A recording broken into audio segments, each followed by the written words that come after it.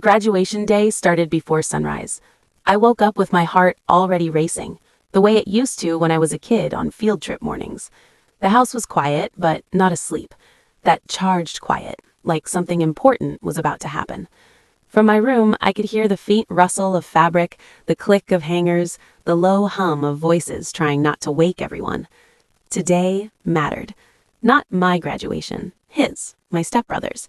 But I treated it like it was partly mine anyway. That's what families do, right? They show up, they sit together, they clap too loud and embarrass each other and take blurry photos they'll never delete. I'd planned everything. My dress was hanging on the closet door, steamed and ready. Simple, clean, nothing dramatic. I didn't want attention, I just wanted to belong in the frame. I pictured the auditorium already. Rows of folding chairs, the stale smell of carpet and coffee, the echo of names being read too fast. I imagined scanning the stage, spotting him, lifting my phone at the exact right moment. I imagined my mother leaning toward me, whispering, "That's him." I imagined my stepfather nodding once in my direction, proud in his stiff way. Downstairs, the house came alive. My stepbrother paced the living room in his cap and gown, running a hand through his hair every few seconds like he couldn't quite believe this was real. The cap sat crooked. He kept fixing it, then messing it up again. "Stop moving," my mother laughed, reaching up to straighten the tassel. "You're making me nervous." He grinned, jittery. "What if I trip?" "You won't," she said. "Your father will catch you." She said father without hesitation. My stepfather stood near the window, already dressed, jacket crisp, expression calm and satisfied. He watched my stepbrother the way someone watches an investment finally pay off. Pride, clean and uncomplicated. I hovered in the doorway, smiling, waiting for my cue. Maybe I'd grab the keys, maybe I'd be told to take pictures, maybe someone would ask if I was ready. Instead, my stepfather turned toward me, coffee mug in hand. "About the ceremony," he said. I straightened without realizing it. "There's no seat for you." The sentence landed softly, too softly, like it wasn't supposed to hurt. "What?" He continued, calm as ever. "Tickets are limited. Family only." Family. The word echoed in my chest, hollow. My mother stood at the sink, rinsing a mug that didn't need rinsing. The water ran too long. She didn't turn around, not even a glance over her shoulder. Not even a pause. "Oh," I said. I made my voice light, collaborative. I'd learned that tone early, easy to dismiss, easy to move past. "Okay." He nodded once, satisfied. Conversation over. No apology, no discomfort, no explanation beyond that. I went back upstairs and closed my bedroom door quietly, like I was sneaking out of a place I wasn't supposed to be in. The excitement didn't vanish all at once. It leaked out of me slowly, leaving behind something heavy and dull. I sat on the edge of the bed, staring at the dress I wouldn't wear. They left me without me. The house went silent again, but this time it felt different, emptier, colder. I tried to distract myself, folded laundry that was already folded, made coffee I didn't drink, checked my phone like it might buzz with a correction. "Come quick, someone didn't show up, there's a seat." Nothing. When the ceremony started, the photos appeared online almost immediately. The auditorium, the stage, rows of identical graduates, blue gowns, mortarboards like a uniform disguise, names scrolling in bold letters, applause frozen mid-clap. Then him. My stepbrother stood when his name was called, smiling wide, fearless, glowing in a way only people who feel fully supported can glow. The camera caught my stepfather on his feet, clapping hard, mouth open in a cheer. My mother leaned forward, hands together, eyes shining. They looked perfect. Complete. There was no empty chair where I should have been, no gap, no sign that anyone was missing. That's when it finally hit me. I wasn't excluded by accident. I was erased on purpose. This wasn't about tickets or space or logistics. This was about the picture. And in the family he curated so carefully, I didn't belong in the frame. Something inside me shifted then, not dramatically, not all at once, just a quiet, irreversible movement, like a door closing gently, but locking behind it. That night they came home buzzing, replaying moments I hadn't seen. My stepbrother talked fast, excited. My stepfather laughed loud. My mother smiled at me once, briefly, like that was supposed to be enough. I smiled back. That was my last mistake. Because lying in bed later, listening to their voices through the walls, I didn't feel sad anymore. I felt clear. They didn't forget me. They chose a version of family where I didn't exist. And once you see that, once you understand how cleanly you've been edited out, you stop waiting for a seat. I didn't know yet how it would end. I only knew this. The girl they made invisible was already learning how to disappear on her own terms. After the graduation, I stopped asking questions, not because I had answers, but because questions require hope, and hope, I was learning, was expensive in that house. I adjusted instead. I learned the quiet math of space, how to move through rooms without interrupting conversations, how to enter a kitchen and become background noise, how to read the tilt of my stepfather's head and know when my presence would irritate him. I learned to take up exactly as much space as was tolerated, and not an inch more. At dinner, my chair stayed at the edge of the table. If there weren't enough plates, mine would arrive last, sometimes not at all until someone noticed. If plans were being made, I listened for my name the way you listen for a distant siren, alert, tense, ready for disappointment. Most nights, it never came. My stepbrother became the story the house revolved around, his future, his prospects, his stress. Every success was announced, every setback treated like a family emergency. My stepfather spoke about him in public the way men like to speak about proof they'd done something right. I became the silence between those conversations. When relatives visited, I was introduced vaguely.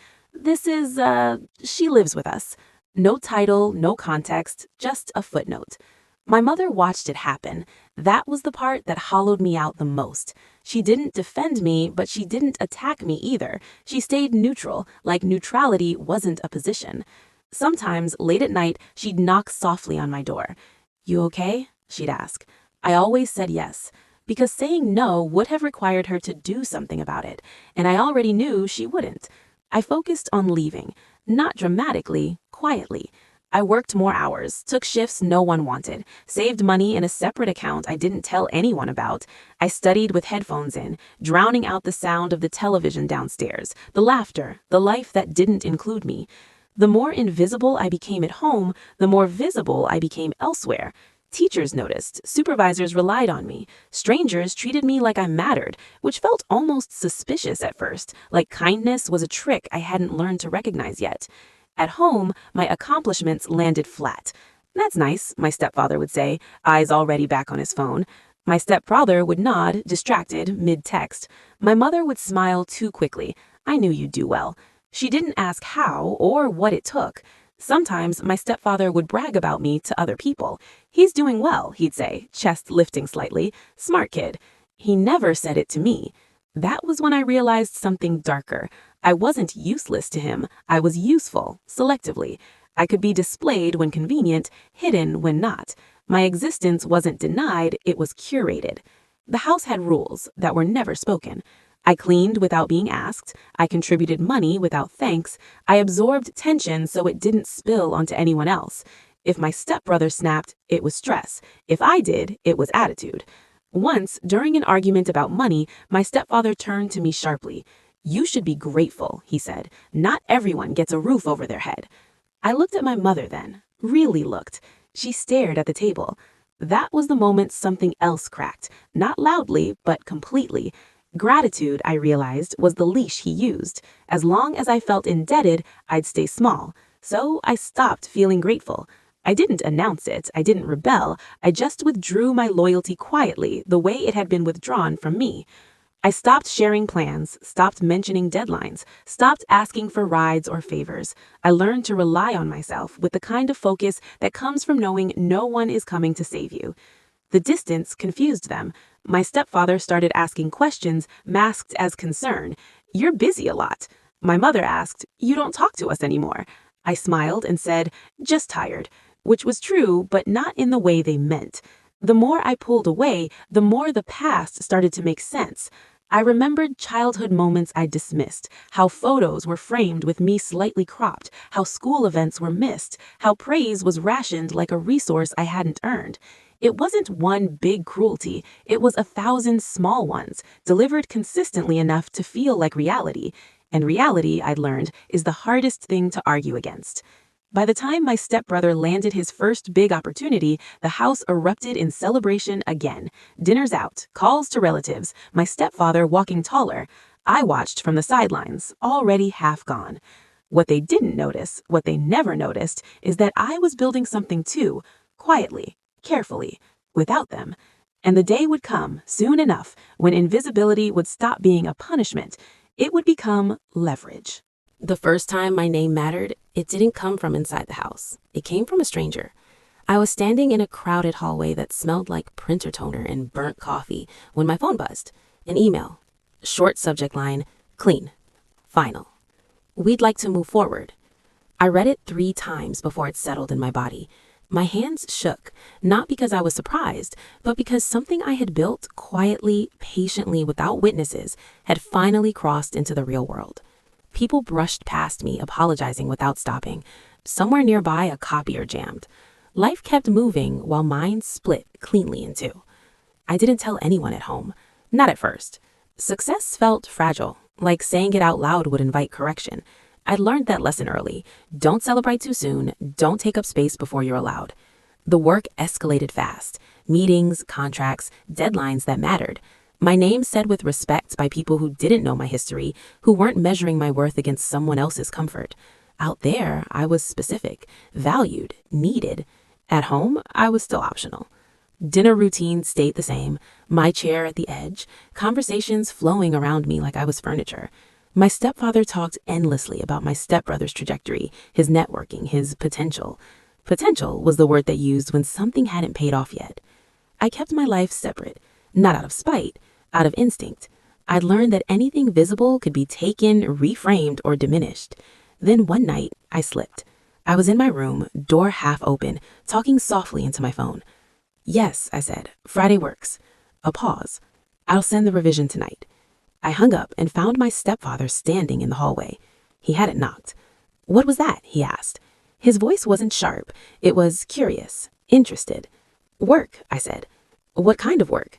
I hesitated, just long enough to tell him there was something here he hadn't accounted for. Consulting. His eyebrows lifted. That's so. He walked away without another word, but I felt it then, the shift, like a spotlight swiveling slowly in my direction. A few days later, it came up at dinner. So, he said, casual, sawing into his food, you've got some kind of thing going on? My mother looked up surprised. What thing? I met her eyes. I've been working. There was a beat of silence. You didn't say anything, she said.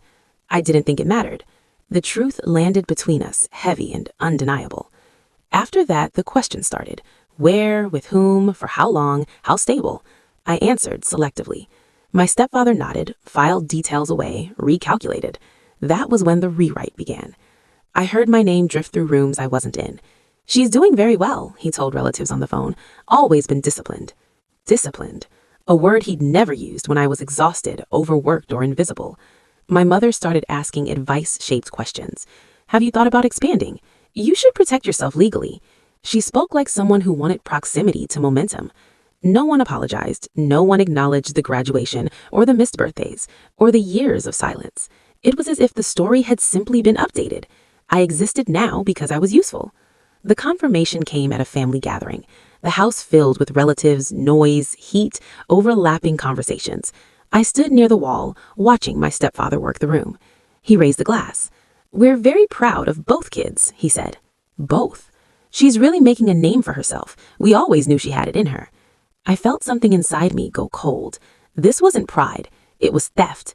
He was claiming credit for a version of me he never supported, never protected, never seeded. I looked at my mother. She smiled, nodding, eyes bright with relief, as if the family story had finally fixed itself. Later that night, she knocked on my door. You should have told us sooner, she said gently. We could have helped. I laughed. The sound startled both of us. Helped how? I asked. She opened her mouth, then closed it. That silence was louder than any argument. I didn't confront them, because confrontation would have allowed them to believe they mattered to my success. They didn't. What they couldn't see, what their revised narrative missed, was that I was already planning the next phase, without them. They were adding themselves to a story that was almost finished, and when the final version was released, there would be no room to edit them back in. The invitation arrived with my name spelled correctly.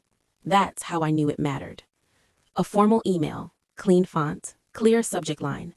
They wanted me on a panel, industry leaders, press, a small audience with the right kind of attention. My work had crossed the threshold where people stopped asking what I did and started asking how I did it. I accepted without hesitation. I didn't tell my family. By then, secrecy wasn't defensive, it was deliberate. The weeks leading up to the event were dense and fast. Rehearsals, briefings, a professional photographer asking how I wanted to be introduced, a publicist requesting a short bio. "Any mentors you want to credit?" she asked. I thought of my stepfather's voice saying, "Family only." I thought of my mother's hands rinsing a clean mug. I thought of the chair that never existed. "No," I said, "just my work." She smiled, typed it in. The night before the panel, my stepfather called. He didn't usually call me directly. "I heard you've got something big tomorrow," he said, voice smooth, almost proud. I didn't ask how he knew. "Yes," I said. "That's great," he continued. "We should all come support you." We. The word landed exactly where I expected it to. "There are limited seats," I said. I kept my tone neutral, informational, the same way he'd spoken to me years earlier. There was a pause. "Well," he said lightly, "we're family." I let the silence stretch. "Not this time," I said. He laughed once, uncertain. "Don't be dramatic." "I'm not," I replied. "I'm being precise." He tried again, different angle, public image, networking, how it would look. I listened. Then I ended the call. My mother texted later. "Why didn't you tell us?" I stared at the screen for a long time. "You never asked," I typed. I turned my phone off. The venue was quiet before the doors opened. Soft lights, polished floors, that clean, anticipatory hush I'd learned to love. I took my seat on stage and adjusted the microphone, hands steady. When they introduced me, they said my name clearly, slowly, correctly. No footnotes. I spoke about the work, the long nights, the mistakes, the discipline that came from knowing no one was waiting to catch you if you fell. I didn't mention family. I didn't need to. Applause came like a wave. Afterward, people lined up to talk, to ask questions, to offer opportunities. Across the room, I saw my stepfather. He stood near the back, confused, scanning faces, realizing too late that he didn't belong there. He tried to smile when our eyes met. I nodded once, nothing more.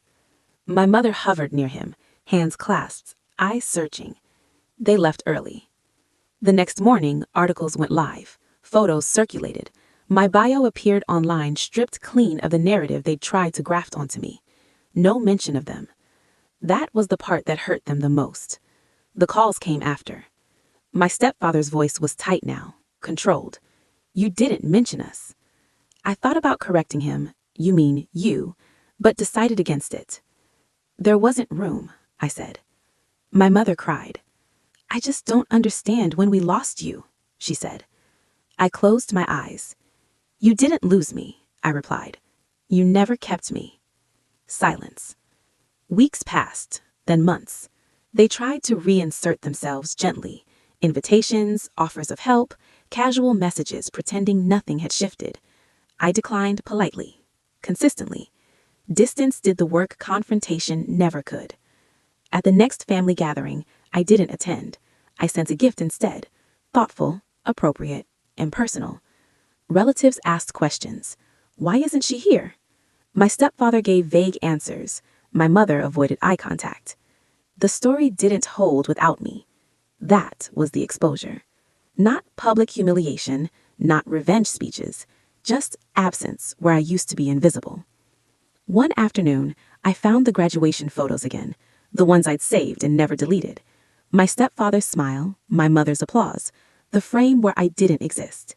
I didn't feel anything this time. No anger, no grief, just distance. I closed the folder and deleted it. Later, when someone asked where I came from, who raised me, what shaped me, I answered honestly. I did. I said. And for the first time, it felt complete. No seat was ever waiting for me, so I built my own place. And they learned too late that erasing someone doesn't make them disappear. It just teaches them how to leave.